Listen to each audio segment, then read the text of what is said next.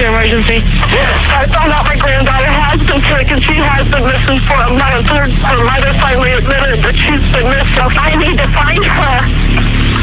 There's something wrong. I found my daughter's car today, and it smells like there's been a dead body in the damn car. Okay, what is the 3-year-old's name? Caylee, Caylee Anthony.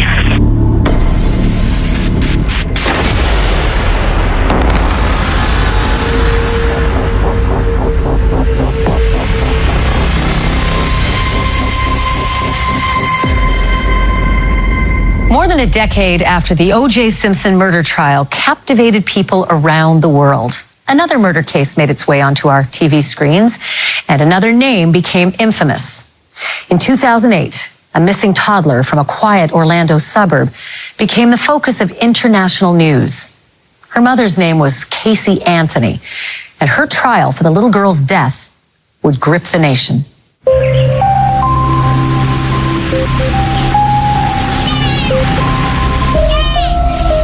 The Anthony family was a really typical looking family. It was a cop, a nurse, their 2 children. And then the daughter had a baby. None of that is out of the ordinary.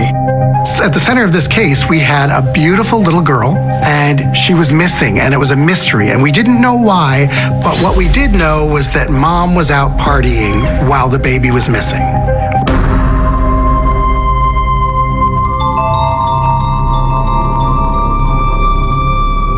It's not a month that does not go by in my life that I don't have someone stop me on the street. And somewhere during that conversation, they asked, I wonder what really happened to Cayley. The Florida heat wrapped itself around the quiet suburban streets like a heavy blanket. The kind of heat that made the air feel still, almost lifeless. In the wooded area behind a row of modest homes in Orlando, the smell arrived first.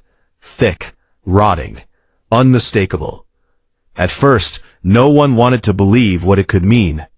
Utility workers moving through the overgrown brush noticed a black trash bag tangled near the edge of the swampy ground. Flies swarmed in violent circles. The earth itself seemed disturbed, as if something terrible had been pushed into the darkness and abandoned. Then came the discovery that would horrify the entire country. Inside the bag were skeletal remains belonging to a little girl. A child whose face had already become known across America. 2-year-old Caylee Anthony had finally been found. The world already knew her name. Her smiling photographs had flooded television screens for months. Her large brown eyes and innocent grin became symbols of a nightmare no one could fully understand. But as investigators stared down at the tiny remains lying in the dirt, only a short distance from her family home, a darker question emerged. Not where Caylee Anthony was, but what had happened inside the home she should have been safest in. Long before the trial became a media circus, before millions debated guilt and innocence, before one verdict divided an entire nation, there was simply a little girl who vanished, and a mother whose behavior made the disappearance even more disturbing. Caylee Anthony had once looked like an ordinary young woman trying to navigate adulthood. She lived with her parents in Orlando, Florida, along with her daughter Cayley. To outsiders, the family appeared functional enough. There were birthday parties, family photos, vacations, smiling moments frozen in time. Cayley was often described as energetic, affectionate, and deeply loved by her grandparents. Friends recalled her laughter filling rooms. She adored swimming, cartoons, and following her mother everywhere. But beneath the surface, tensions inside the Anthony household quietly simmered for years. Casey's relationship with her parents was unstable and filled with resentment, financial conflict, and emotional volatility. She often lied compulsively, even about small things that didn't need deception. Over time, those lies became part of her identity. Friends later admitted they rarely knew when Caylee was telling the truth. She created stories effortlessly, moving between realities with disturbing ease. She claimed to have a steady job at Universal Studios. She pretended to maintain responsibilities and independence, but much of it was fiction. Behind closed doors, Casey was unemployed, dependent on her parents, and increasingly desperate to maintain an image of freedom and control. At the center of everything was Cayley. The child became both a source of love and, according to prosecutors later, a possible obstacle to the carefree lifestyle Casey appeared to crave. Photos from that period showed Casey partying at clubs, entering dance contests, drinking with friends, and spending nights away from home. While Cayley's grandparents often stepped in to care for her, Casey presented herself publicly as a devoted young mother balancing life with ease. But cracks in that image were widening. Family arguments intensified over money, responsibility, and Casey's parenting. There were accusations of theft within the household. Credit cards were used without permission. Trust slowly eroded. Yet, through it all, Cayley remained the emotional heart of the family. Her grandparents adored her. To them, she was innocent light inside a home increasingly clouded by dysfunction. Then, during the summer of 2008, something changed. Cayley disappeared. For 31 days, nobody contacted police. 31 days passed before Casey's mother finally made the desperate 911 call that would ignite one of the most infamous investigations in American history. By then, Cayley had already vanished into silence, while Casey continued living as though nothing catastrophic had happened. She went to clubs. She attended parties. She got a tattoo that read Bella Vita, beautiful life. To investigators and eventually the public, those actions felt chilling beyond explanation. How could a mother behave that way while her child was missing? The answers Casey gave only deepened the horror. She claimed Cayley had been kidnapped by a nanny named Zenaida Fernandez Gonzalez. Detectives searched frantically for this mysterious babysitter, only to discover the woman effectively did not exist in the way Casey described. The address Casey provided was false. Her stories shifted constantly. Each interview unraveled into more lies. Investigators quickly realized they were dealing with someone constructing reality in real time. Then came one of the most unsettling moments in the investigation. Casey led detectives through Universal Studios, insisting she worked there. She confidently walked officers through hallways and offices, pretending she belonged. But eventually, surrounded by employees who didn't recognize her, Casey stopped walking. She admitted she hadn't worked there in years. Even detectives experienced in deception were stunned by how naturally the lies came. Meanwhile, the evidence surrounding Cayley's disappearance grew darker. Casey's car had been abandoned and later recovered. When her parents opened the trunk, they were hit with an overpowering odor they believed smelled like human decomposition.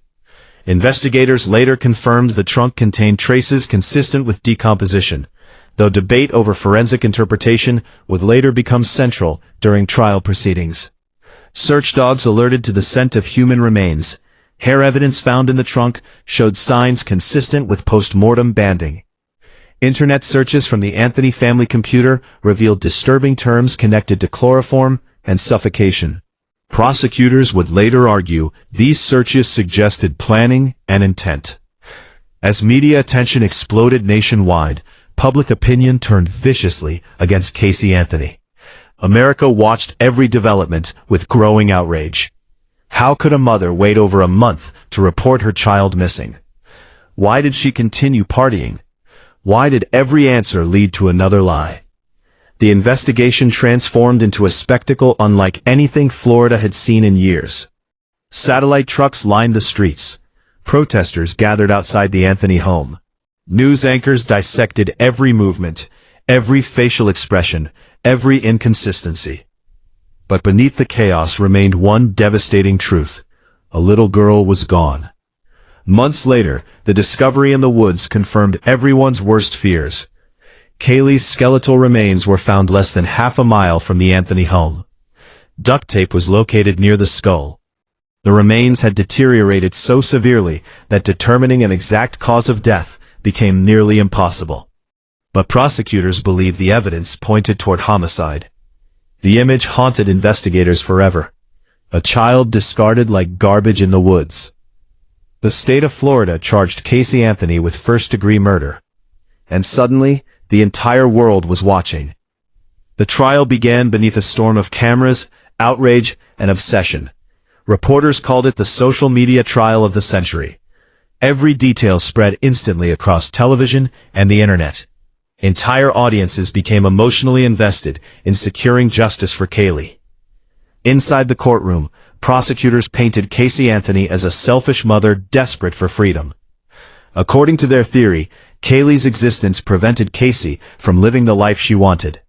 They argued Caylee used chloroform to incapacitate her daughter before suffocating her with duct tape. The prosecution pointed to the computer searches, the decomposition evidence, the lies, the behavior after Cayley vanished. To them, the pattern was undeniable. But the defense delivered a shocking counterargument that stunned the courtroom. They claimed Cayley accidentally drowned in a family swimming pool, and that Caylee's father, George Anthony, helped cover up the death to protect the family from scandal. The defense also alleged years of hidden trauma and dysfunction inside the household. George Anthony fiercely denied the accusations. The courtroom atmosphere became emotionally suffocating. Every witness testimony reopened wounds. Every forensic detail forced the public deeper into the horror. Photos of Cayley flashed across screens daily. Jurors sat through graphic descriptions of decomposition, disputed scientific analysis, and endless battles between experts. Yet despite the emotional intensity surrounding the case, prosecutors faced a devastating challenge. They could not definitively prove how Cayley died. Without a clear cause of death, reasonable doubt slowly became the center of the defense strategy. The trial lasted weeks. America became consumed by it. People debated the evidence in workplaces, restaurants, schools, and homes. Some believed Caylee Anthony was one of the coldest killers in modern history. Others believed the prosecution relied too heavily on emotion rather than indisputable proof. Then came the verdict. On July 5, 2011, the courtroom fell into stunned silence as jurors found Caylee Anthony not guilty of first-degree murder, aggravated manslaughter, and aggravated child abuse. The reaction across America was explosive. People screamed outside courthouses. Viewers cried in disbelief. Social media erupted with fury. Many believed justice had completely failed Caylee Anthony.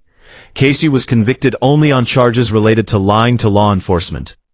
After receiving credit for time served, she was eventually released. For the Anthony family, the verdict solved nothing. Cayley was still gone. A little girl still died under horrifying circumstances. And no one would ever be held criminally responsible for her death. The aftermath left permanent scars on everyone connected to the case. George and Cindy Anthony struggled publicly with grief, guilt, and media scrutiny. Relationships inside the family fractured beyond repair. The case became one of the most polarizing legal outcomes in modern American history. Even years later, documentaries, interviews, and investigations continued revisiting the mystery surrounding Cayley's death. Public fascination never truly disappeared because the case left behind something more disturbing than certainty. Unanswered questions. Some investigators still believe Caylee Anthony got away with murder. Others argue the prosecution overreached without enough hard forensic proof. And somewhere in the middle of those arguments remains the image of a little girl whose life ended before she ever had the chance to understand the darkness surrounding her. Perhaps that is what makes this case so haunting. Not simply the possibility of murder, but the terrifying reality that truth itself became buried beneath lies, media frenzy, broken relationships, and courtroom strategy. In the end, the world may never fully know what happened to Caylee Anthony during those final moments of her life. What is known is this: a child disappeared, a mother lied repeatedly, a body was discovered in the woods, and a verdict left millions feeling that justice slipped silently through the cracks. Some crimes end with answers, others leave behind only shadows, and sometimes the most disturbing mysteries are the ones that unfold in plain sight, inside ordinary homes, behind ordinary smiles, where evil hides quietly until it is too late. Do you believe the jury made the right decision in the Caylee Anthony case? Or do you think justice for Caylee Anthony was never truly served? If you enjoyed this deep dive into one of America's most haunting true crime cases, make sure to like this video, subscribe to Crimevault, and turn on notifications so you never miss another dark story hidden beneath the headlines.